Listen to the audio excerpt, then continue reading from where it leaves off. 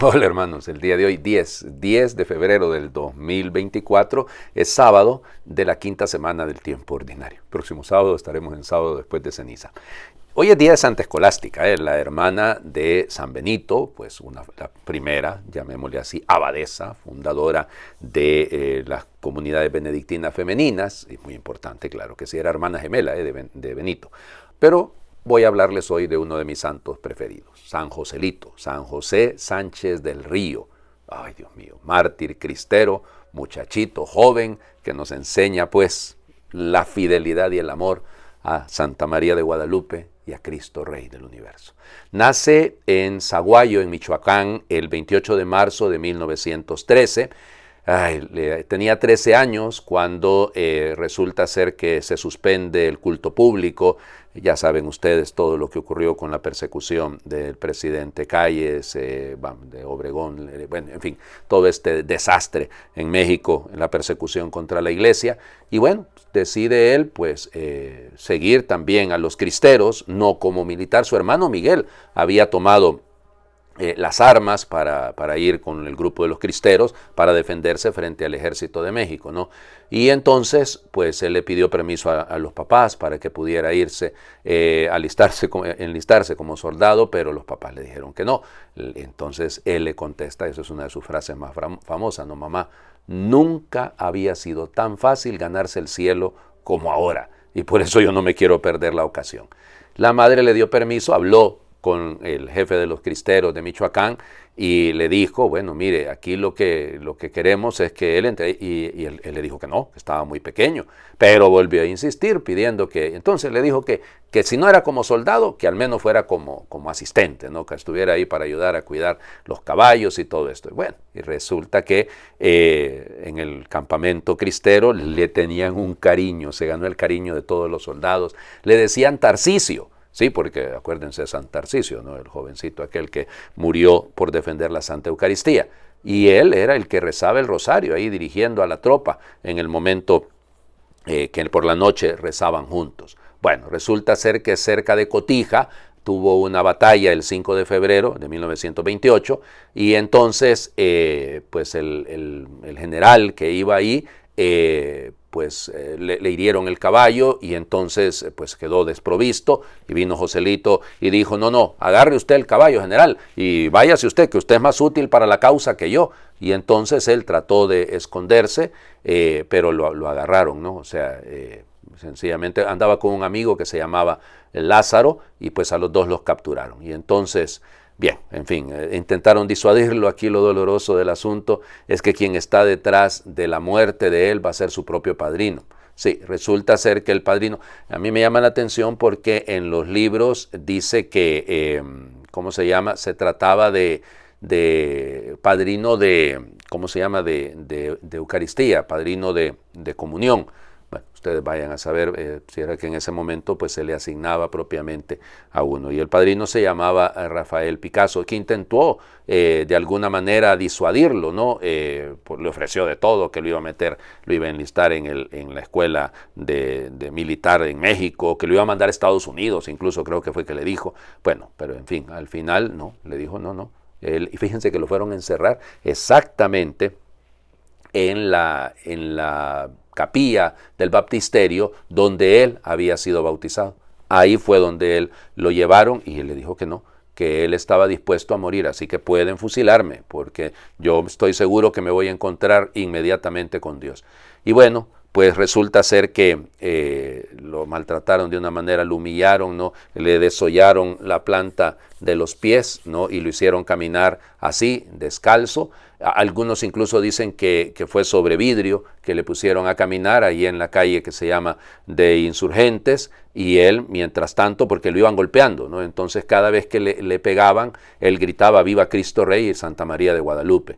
Y bueno, iba llorando, sí, del dolor, ¿no? Pues llegó, iba rezando todo el camino y primero lo ahorcaron y luego lo acuchillaron. Bueno, en fin, resulta que uno de los que lo mató, que lo martirizó, pues le preguntó, ¿no? ¿Qué quería que le dijeran a los papás? Y él dijo, ¿no? Que viva Cristo Rey y que nos veremos en el cielo. Así sacó la pistola y le metió un tiro en la sien. Eso, pues dicen en la noche del 10 de febrero de 1928. Bueno, ya ven ustedes.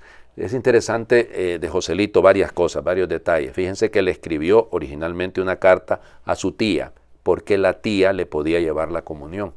Y entonces para poder comulgar antes de morir. O sea, todo estaba de alguna manera muy motivado. Y les repito, miren, resulta que él, el deseo de hacerse cristero y todo, también le vino porque habían peregrinado a Guadalajara, donde estaba sepultado uno de los primeros mártires, que también ya es santo, y de ahí le vino a él esa motivación. Bueno, ya les digo, puedo hablar aquí un buen rato, porque es que resulta que se los he comentado también en otro momento, que el postulador de la causa de Joselito fue mi director de tesis doctoral, y entonces el padre Fidel González, por favor. Entonces Fidel de alguna manera me enseñó a mí a querer grandemente, me regaló libros y cosas que él había hecho, y discutimos en algún momento sobre la causa de Joselito. Bella, ¿no? Bueno, fue beatificado el 20 de noviembre del 2005, junto con otros 11 mártires de cristeros, ¿no?, por el Papa Benedicto XVI. Eso fue en Guadalajara, fíjense, estuvo ahí en esa ceremonia, pues durante el papado de Benedicto XVI, pero fue el cardenal Martins, ¿no?, José Saravia Martins, que fue el que lo beatificó, pero a nombre del Papa, ¿no? Y luego ya el Papa Francisco, eso sí me acuerdo yo perfectamente bien, fue un 16 de octubre del 2016 que fue canonizado. Lo que pasa es que fue canonizado con uno de los santos preferidos del Papa Francisco, porque fue canonizado con el cura Brochero ese mismo día. Ahí tuve la gracia también de estar ese 16 de octubre del 2016 en esa canonización. Bueno, jóvenes, ¿cuánto tienen que aprenderle a Joselito? Yo siempre que lo invoco, siempre que pido su intercesión, estoy pidiendo por la pastoral juvenil. Eso siempre lo he hecho. Vamos a las lecturas del día de hoy. La primera lectura siempre está tomada del primer libro de los Reyes. Ya saben que ayer hemos visto cómo se desgarra ¿cómo se llama? El reino de David y de Salomón, que solo había logrado permanecer unido durante este periodo, pero ahora sí ya vemos la ruptura final que se da y vemos el resultado es todavía más doloroso, ¿no? Fíjense, entonces, primer libro de los Reyes, capítulo 12, versículos del 26 al 32, y luego nos saltamos al capítulo 13, versículos del 33 al 34. En aquellos días Jeroboam, rey de Israel, pensaba para sus adentros: el reino todavía puede volver a la casa de David. Si el pueblo sigue yendo a Jerusalén a ofrecer sacrificios en el templo del Señor, acabará por ponerse de parte de Roboam, rey de Judá, y a mí me matarán. Por tanto, después de consultarlo, Jeroboam mandó hacer 2 becerros de oro y le dijo al pueblo: ya no tienen para qué ir a Jerusalén, porque aquí tienes, Israel, a tu Dios, el que te sacó de Egipto. Él colocó uno de los becerros en Betel, mientras el pueblo iba con el otro a la ciudad de Dan.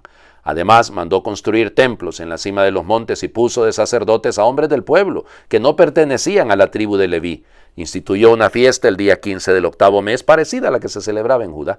Él mismo subió al altar en Betel para ofrecer sacrificios a los becerros que había mandado hacer. Y ahí en Betel designó a los sacerdotes para los templos que había construido. Jeroboam no cambió su mala conducta y siguió nombrando a gente común y corriente para que fueran sacerdotes de los templos que había construido en la cima de los montes. Consagraba como sacerdote a todo aquel que lo deseaba.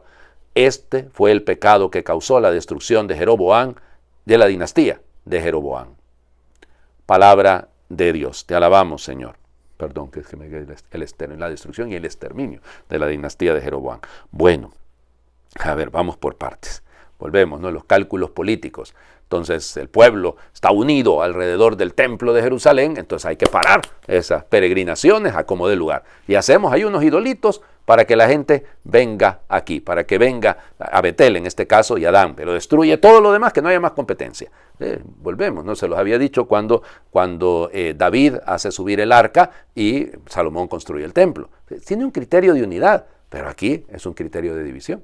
Porque Jeroboam lo que anda buscando, lo dice claramente el autor del primer libro de los Reyes, cuando explica que es que tiene miedo de que la gente yendo allá se termine quedando con Roboam y no se quede de este lado del reino de Israel.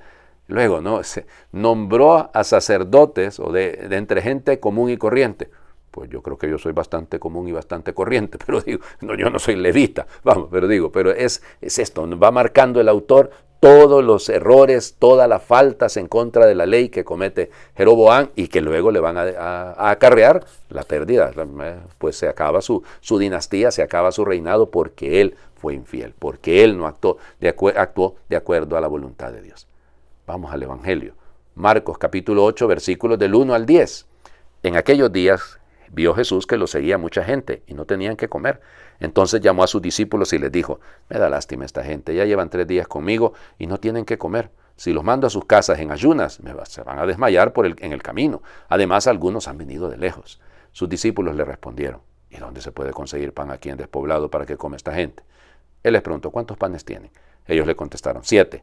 Jesús mandó a la gente que se sentara en el suelo, tomó los 7 panes, pronunció la acción de gracias, los partió y se los fue dando a sus discípulos para que los distribuyeran. Y ellos los fueron distribuyendo entre la gente. Tenían además unos cuantos pescados. Jesús los bendijo también y mandó que los distribuyeran. La gente comió hasta quedar satisfecha. Y todavía se recogieron 7 canastos de sobras. Eran unos 4,000.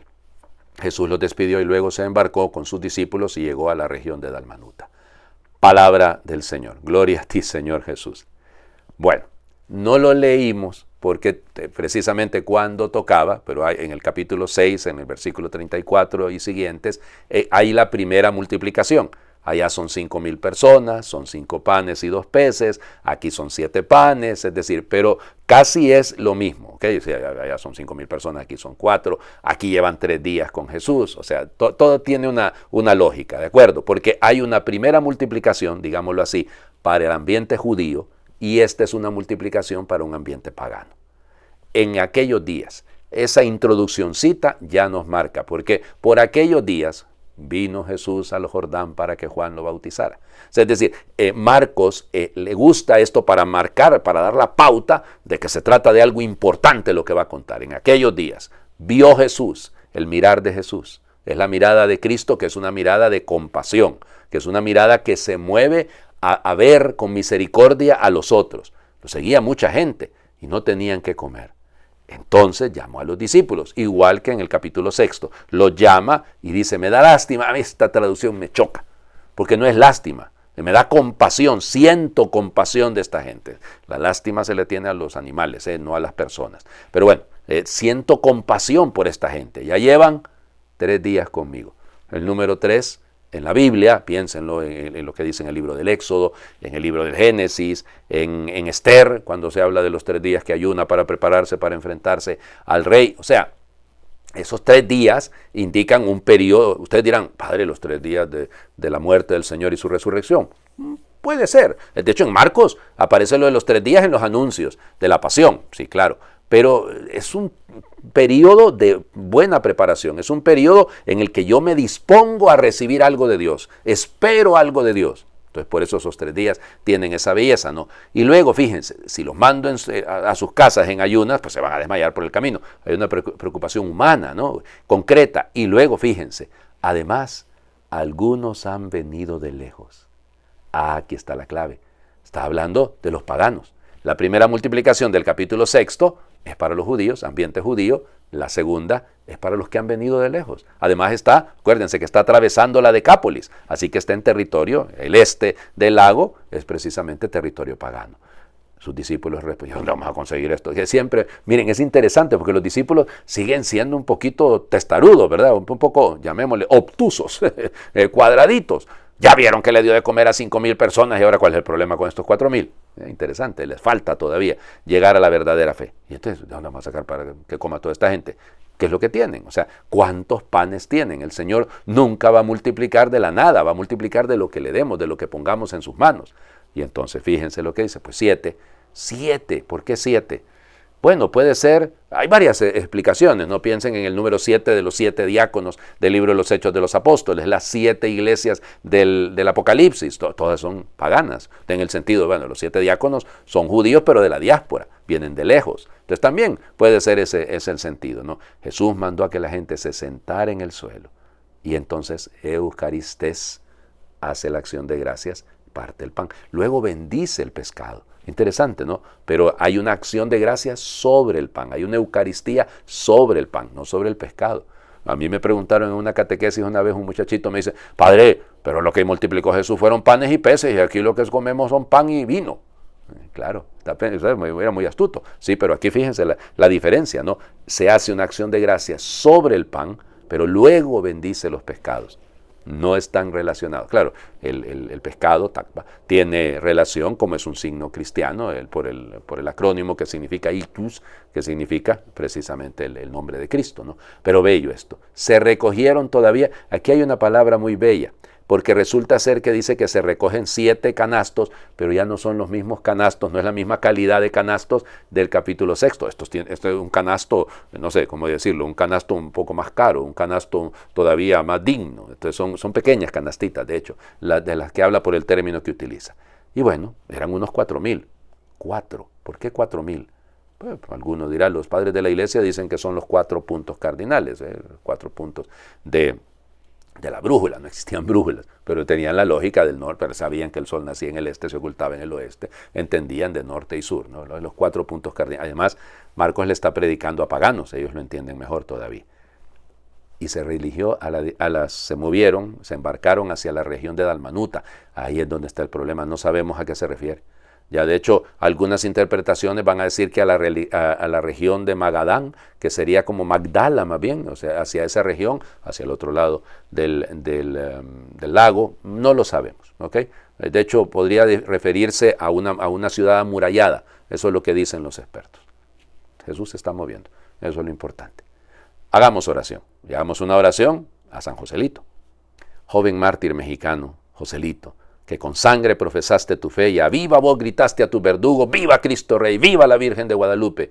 Intercede por todos los jóvenes, la gracia de ser firmes en la fe y perseverantes en el testimonio de vida cristiana. Tú que antes de morir le escribiste a tu madre, ten fuerza y envíame tu bendición junto a la de mi Padre. Otorga a todos los padres la gracia de bendecir a sus hijos y a los hijos la gracia de ayudar a los padres a llevar su propia cruz. Ayúdanos a abandonarnos a Dios con confianza para poder cumplir su voluntad. Danos la gracia de Dios y la fuerza para enfrentar las situaciones en las que humanamente ya no hay esperanza, en la certeza que la fe es la verdadera fuerza de la vida. San Joselito ruega por nosotros. Amén. Señor esté con ustedes y les bendiga a Dios por intercesión de San Joselito, el que es Padre, Hijo y Espíritu Santo, y su bendición descienda, les acompañe siempre. Muy feliz fin de semana para todos.